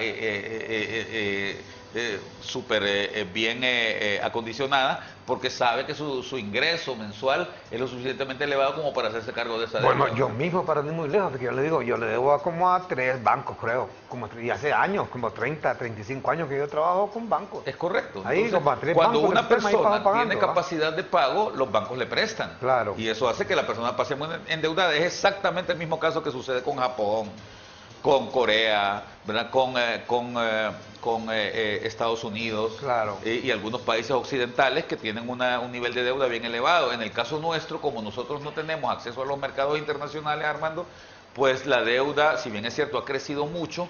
El gran problema es que Honduras no tiene productividad, su productividad es muy baja y es incapaz de hacerse cargo de estas deudas, y es por eso que el gobierno carga tanto con ese peso del servicio de la deuda en los últimos años, ¿no? Correcto. Y esto ya para finalizar, Julio, bueno, ya estaremos también informando, se ha estrellado un avión allá en China, sí. Más temprano dábamos cuenta, con 132 Terrible, ¿no? pasajeros a bordo en el sur de China, iba para Cantón, y bueno, aparentemente han fallecido todos, porque se incendió este avión al caer a tierra.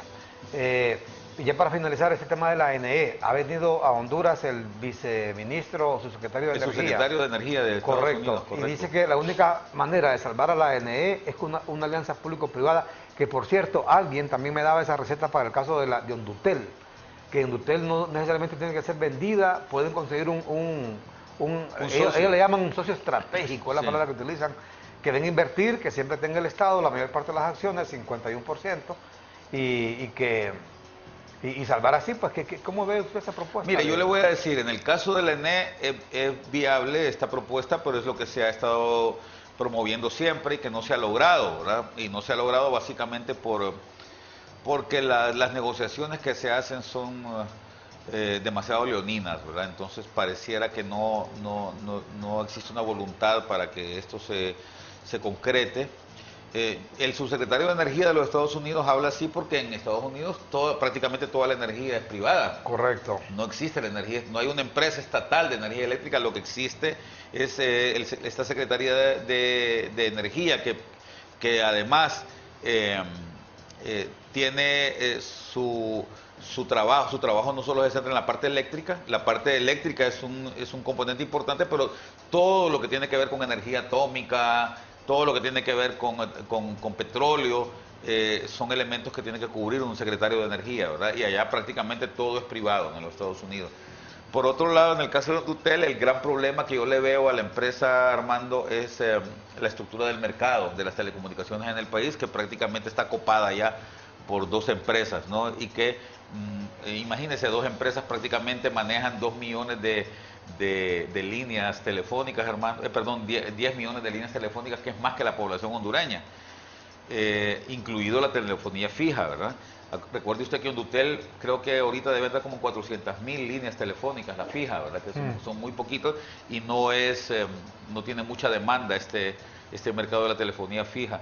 Y por otro lado está así el tema de de Internet, ¿no? Del espectro de Internet, que también Hondutel podría competir, pero resulta también que ya las dos empresas privadas que manejan el Internet en el país tienen copado el mercado y es muy poco, salvo la parte pública, ¿verdad? Quizás las escuelas públicas, pero esto incrementaría el gasto del Estado proveyendo este servicio y es bastante difícil. Yo veo muy complicado que usted pueda competir en esto, pero quizás nuestro amigo, el licenciado Carlos Orbín Montoya, que actualmente gerencia esta empresa, pudiera darnos una mejor idea de qué es lo que puede pasar o cómo está visualizando el problema, ¿no?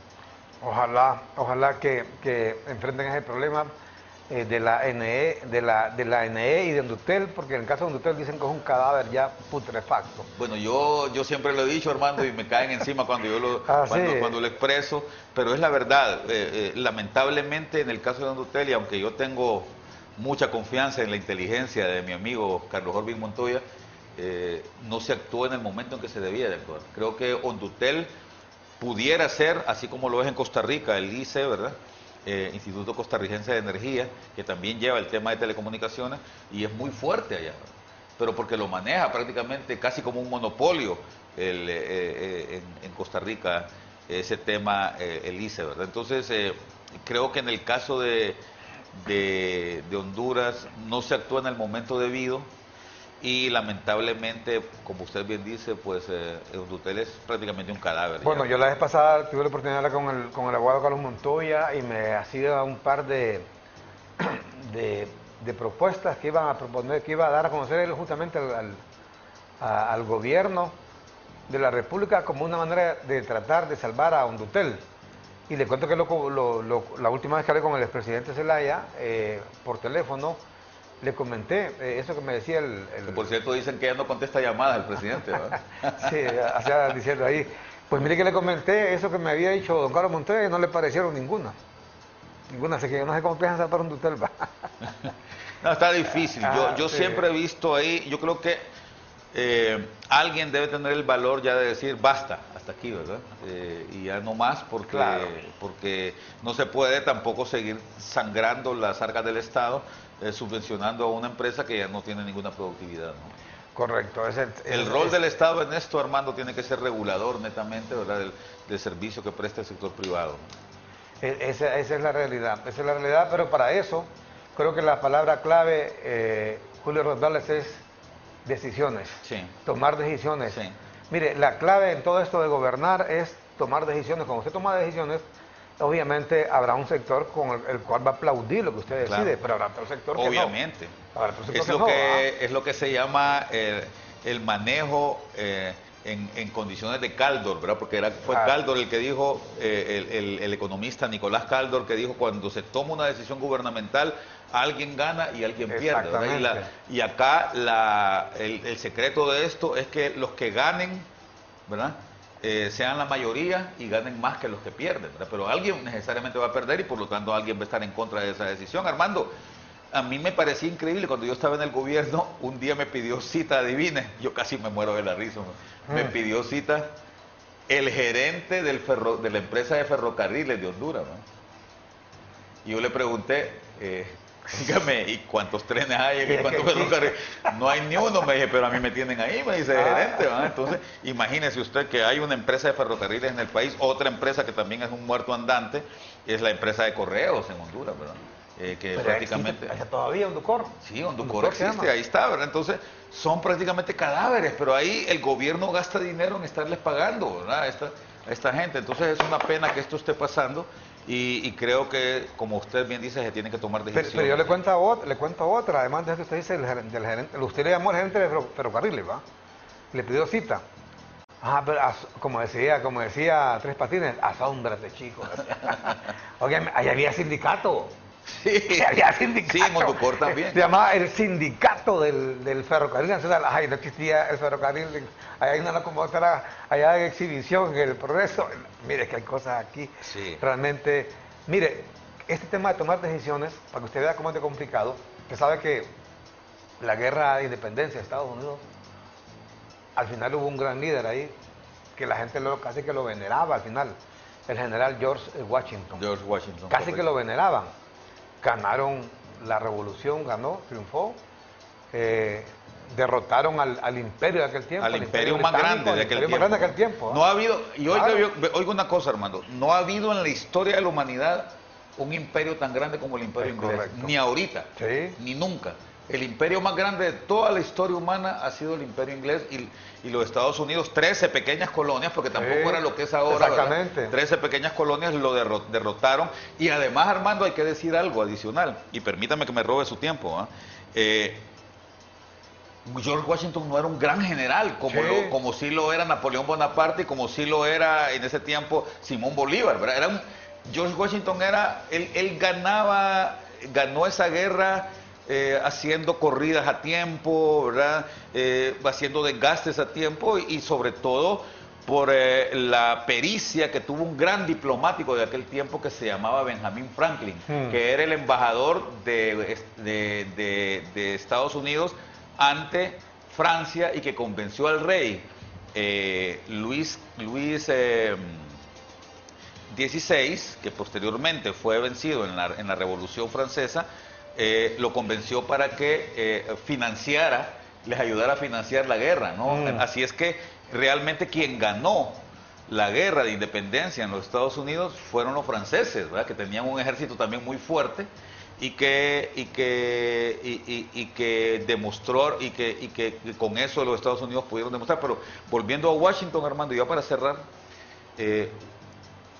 es muy importante este tema de Washington. ¿Sabe por qué? Porque Washington, él entregó 2 veces el poder. La primera vez fue cuando ganó la guerra de independencia, que les dijo, miren, aquí está mi espada. Fue al Congreso de la Unión, ¿verdad? Y les dijo, aquí está mi espada y yo me voy a trabajar a mi finca. Y le dijeron, el mismo Congreso le dijo, no, señor general, por favor, queremos que usted sea el primer presidente de los Estados Unidos, ¿verdad? Y él aceptó. Y cuando terminó su periodo, a los 4 años, él dijo, aquí vengo a entregar el poder, ¿no? Y el Congreso le dijo, en aquel momento sí había una batalla por el poder, ¿verdad? John Adams quería, creo que habían otros que querían, pero el mismo Congreso le dijo, no, señor presidente, le pedimos que por favor se quede un periodo más. Y cuando terminó su segundo periodo, Armando, él escribió una carta que se publicó en un diario ahí en Washington y en Boston y en toda la Unión, diciéndoles, por favor, no me pidan que me vuelva a postular. Yo quiero dejarles el poder aquí en este momento. Pregunte usted quién de los... vámonos a ese tiempo, si Bolívar, si el mismo Morazán, o si el mismo O'Higgins, ¿verdad? Allá en Chile, o San Martín en Argentina querían entregar el poder, ¿verdad? Tuvieron que sacarlos a ellos a la fuerza, ¿verdad? Sí. Y lo mismo, esa es la gran diferencia de lo que ha pasado en los Estados Unidos y por qué Estados Unidos es la potencia que es hoy día y lo que es Latinoamérica, ¿verdad? Porque los líderes latinoamericanos desde el comienzo, ellos siempre han querido aferrarse al poder, a diferencia de estos padres fundadores de los Estados Unidos, ¿no? Fíjese que yo creo que el gran éxito de Estados Unidos como potencia, aún hasta la actualidad, es justamente ese, la mentalidad que tuvieron los padres fundadores. Y no es que créale usted que eran santos, pues. Mire, por ejemplo, Benjamin Franklin solo pichinga pasaba, ¿verdad? Sí. Solo a pichinga. ¿Sí? Y además tenían esclavos. Y mujeres, tenían esclavos y mire, y ese... Benjamin Franklin, son los prostíbulos, ¿sí? Que cuando lo querían, hey, Benjamin Franklin, vaya a buscar, está en la esquina, en un prostíbulo, con una mujer en cada pierna y chupando, esa es la vida de él, no creas, pero le digo, que alguna gente que cree no eran santos. que eran santitos, no hombre, No, pero no. fueron hombres que hicieron lo correcto. Por ejemplo, fíjese el caso de George Washington, él perfectamente pudo haber buscado inclusive ser emperador. Armando, Que había un rey en Inglaterra, había un rey en Francia. Es que en ese Hubiera tiempo querido, no existía sí. la figura del Claro, presidente. no Quien existía. inició esa figura fueron ellos. Mire, la figura presidencial, la que hay en Honduras hoy, que existe en Chile, Venezuela, Nicaragua, México, fue inventada ahí en Estados Unidos. Y entonces eso es lo que quería explicarles. Mire, fíjese que el caso de George Washington, lo que le decía de tomar decisiones, que es lo difícil, pero cuando usted llega cuando usted va a gobernar, tiene que estar dispuesto a tomar decisiones, si no mejor ni se meta, porque lo que va a hacer es estorbar ahí, y como dice un famoso refrán, mucho ayuda al que no estorba. Mire, George Washington, como dice bien lo explicaba Julio Rodales, tuvieron que rogarlo prácticamente. Inventaron la figura de presidente, ¿verdad? Y dijeron, queremos que usted sea nuestro primer presidente, porque ellos triunfaron la revolución. Ay, después, ¿qué vamos a hacer? ¿Sabe qué comenzó después? Un gran pleito. ¿En quién manejaba toda la cuestión ahí? Entre las 13 colonias. ¿Quién iba a llevar el liderazgo? Si Filadelfia, si Nueva York, si Boston o quién, etcétera. Entonces dijeron, vamos a hacer un gobierno, y ese gobierno va a tener un presidente, y queremos que usted sea el presidente. Y entonces él no quería aceptar, ¿sabe por qué? Porque casi que él era venerado, sí, después que ganó la revolución, y él sabía que si él aceptaba la presidencia, sí iba a meter a líos, porque le iba a tocar tomar decisiones, y efectivamente, ¿sabe cuál fue una de las primeras decisiones que tomó él? Porque te ocupaban pisto para pagar la deuda, sobre todo a Francia, de la guerra, que habían financiado la guerra de ellos en contra de Inglaterra. Lo primero que hicieron para conseguir pisto, le clavaron un impuesto al licor, al whisky. Mire, se le armó una revuelta. ¿Sabe qué hicieron? El que llegó a anunciar ahí, sobre todo en Nueva York, el impuesto al whisky, lo han agarrado, lo lincharon, lo pelaron y casi lo queman vivo. Al final no lo quemaron vivo porque le dijeron, tomá, llévale tal por cual de Washington, y le mandaron un mensaje, que le llevara ese mensaje que no iban a aceptar ese impuesto. Por ese impuesto que nos impuso el rey, dijo Jorge, ¿qué era? Jorge III. Jorge III dijo, le declaramos la guerra acá, y decirle a tu presidente que si nos deja ese impuesto, a él lo vamos a hacer lo que le hicimos a Inglaterra, con ese impuesto, y así se fue. ¿Y sabe qué hizo George Washington? Comenzó, dijo, les echó encima al ejército, les declaró la guerra a ese grupo, porque todos armados andaban, y eran los mismos soldados que habían trabajado inclusive con George Washington, porque ve usted, lo que le tocó a él de duro tomar esa decisión, gente que había estado bajo su mando, le tocó combatirlo, y al final ¿sabe qué hizo? Porque como que comenzaron una guerra como la que estaba contra los ingleses. Guerra civil. Al final tuvo una reunión con el líder de esos señores que estaban revueltos, y le dijo, te he mandado a llamar, le dijo, para decirte que no voy a permitir que sigan más alzados, y voy hasta el final, hasta aplastar al último de ustedes, le dijo, porque ese es mi deber, le dijo, como presidente, le dijo, de los Estados Unidos, que en ese momento, como lo dice Julio, solo son las 13 colonias. Porque yo le digo, mire, el tema de fondo es tomar decisiones, nunca va a quedar bien con todo el mundo. Correcto. Entonces, un presidente o un alcalde que anda viendo ahí cómo queda bien, que va a decir fulano, que va a decirme, no, si no toma decisiones, mire, estamos jodidos. Mire, y a propósito, Armando, de lo que dice usted, Jorge III, el rey de Inglaterra en aquel momento, luego de que, antes de que Washington le entregara el poder, dijo, imagínese usted un rey, dijo, ¿verdad? Porque todo el mundo pensaba que Washington se iba a convertir en el rey de los Estados Unidos. Exactamente. Dijo, si Jorge Washington entrega el poder, Jorge Washington va a ser el ser humano más grande que está vivo en este planeta en este momento. Y Washington entregó el poder, sí, después de 8 años de ser presidente de los Estados Unidos. Y a propósito de lo que estaba diciendo usted también, ahora sí ya para terminar, Armando, hubo un problema este fin de semana en Chile con el nuevo gobierno, ¿ya? Sí. Mandó a su ministra del Interior, ¿verdad? Una jovencita, porque también, al igual que en este país, en Chile el gobierno es el gobierno de los millennials, parece, ¿verdad? La muchachita se fue al sur, a una comunidad mapuche, y casi la queman viva. No, hombre. Y le dijeron, está iniciándose un movimiento secesionista, y los mapuches están diciendo que quieren ser un país independiente ellos, ¿verdad? Y ya se le está empezando a generar un problema grande interior al nuevo presidente Boric, que espero que lo logre solventar, porque es bien difícil cuando usted se pone así muy dadivoso, ¿verdad? Diciendo, sí, le vamos a los pueblos originarios les vamos a reconocer sus derechos, ¿verdad? Entonces es muy fácil que estos quieran rebelarse, y gente armada esa, ¿no? Y casi que queman viva a la ministra del Interior, a la muchachita ministra del Interior. Imagina usted, y le cuento, mire, que ese movimiento, esa división, hay gente que se sorprende, que estamos divididos aquí en Honduras, que no sé qué, que es polarizado. Mire, ese es en todo el mundo ahora. Y yo se lo atribuyo eso a las redes sociales. En América del Sur es peor. Mire, presidente de Perú, No lleva ni un año, están a punto de volárselo. La semana pasada le declararon un juicio político. Lleva 6 gabinetes en Lleva 6 8 gabinetes. meses, ¿no? Y me dice el presidente de Chile, tomó posesión la semana pasada. Y a ver, usted casi le queman viva a la ministra. ¿Por qué? Porque hoy la gente, yo digo que por esas redes ahora están envalentonadas en todos lados que usted vaya. En los mismos Estados Unidos, una división terrible, ¿va? ¿Para qué no cree usted que solamente es aquí, en los gobiernos cachurecos? O ahora, yo le aseguro, mire, ya va a haber, una vez que se llevan a Juan Orlando, que ya se lo van a llevar, ya no van a tener de qué hablar. Te van a tener que hablar ya del nuevo gobierno. Ya va a ver usted, la gente cómo se va a incomodar, porque es un nuevo mundo que estamos viviendo, que desgraciadamente solo los dirigentes magisteriales no les ha caído el 20. Solamente a ellos, y desgraciadamente les dieron a manejar el Ministerio de Educación. El ministro, el dirigente magisterial y los dos viceministros, Jaimito y el del Arete, ¿cómo se llama? Edwin Hernández, también viceministro. Pero bueno, concluimos aquí el foro, continuamos después con información, más noticias en el campo internacional, y además aquí en nuestro noticiero matutino estaremos informando de un avión de una línea aérea china se ha estrellado, un 737 con 132 personas a bordo. Vamos a la pausa. Muchas gracias a Julio Rodríguez.